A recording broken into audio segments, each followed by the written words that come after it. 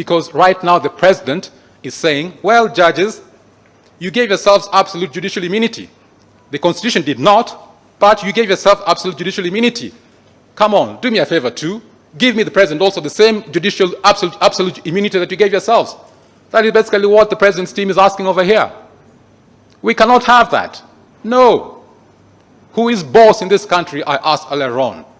Is it Martha Koome? Is it Uhuru Kenyatta? Is it Devin D? Or is it us, the people? Who is boss?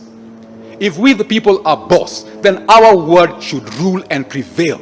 And if we put qualifiers in judicial immunity, like unlawful, not in good faith, we mean exactly what we say when you put those particular phrases in the Constitution. They're not to be ignored by judges.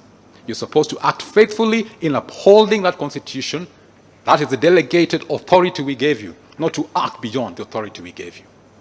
So Bell's View decision is wrong. Uhuru Kenyatta as president cannot rely on that in an effort to get himself absolute immunity. He does not have absolute immunity. Section 3 of the Supreme Court Act talks about this court using history in an effort to get to the text and context of matters and all that. Section 14 of the retired Constitution was dealing with presidential immunity. You can compare that with Article 143 of the current Constitution, and you'll find that on the criminal side, we reduced the immunity of the president because we inserted Article 143, Clause 4, whereby we allowed him to be sued in criminal matters if the matter touches on an international treaty which allows him to be proceeded against. So we reduced his immunity. Very consciously we did that. When it comes to Article 143, Clause 2, dealing with civil proceedings, in the retired Constitution, you could not institute or continue any civil proceedings against the president. Then he had absolute immunity against civil proceedings. But under the current Constitution, you're only prohibited from instituting, which means if he had a pre-existing civil matter before he became president, that continues, which means, again, we reduced his immunity in the current Constitution. So we, the people, reduced his immunity. The president seems asking us, asking you as a court, basically to enhance it and give him absolute immunity. We cannot have immunity for impunity. No. We want a president who lawfully abides by this Katiba of ours, lawfully abides by our national legislation. We cannot have him doing anything he feels like president, as asked by the second prayer of the president's team. The first prayer is faithful to Article 143, Clause 2. But the second prayer says he wants immunity for anything he does as president.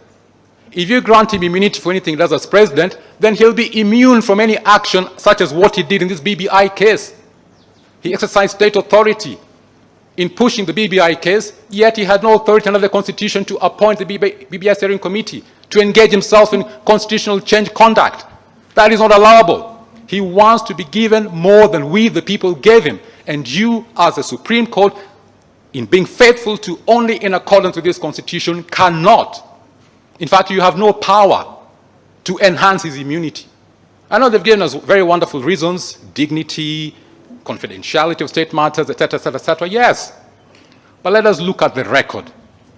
How many cases in the last 11 or so years since the Katiba has been in place, 12 years almost, have been brought against the president on civil matters?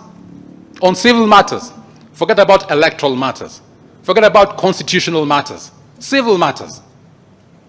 Frankly speaking, I'll be very hard-pressed to find any. Kenyans are not litigious against the office of the president. No. We respect that particular office. Even if you take my case in 2013, that was before Justice Lenaola, it was on a constitutional matter. It was not on a civil matter. I was not seeking any money from them. No. So let us be faithful to this Constitution of ours. The president's team, they want to be granted immunity for impunity. We say no. We are a lawful, law-abiding nation. The rule of law is one of the principles of national governance that we have in Article 10. We have to uphold that. Everybody has to abide by the law in this country. Whether you're president, whether you're a judge, whether you're a private citizen, all of us have to abide by the law in this country. Under Article 27, which the president's team relied on, all of us are equal before the law, even if you're president. We do not have two tiers of citizenship, two tiers of persons. We are all equal before the law, and all of us must abide by this law.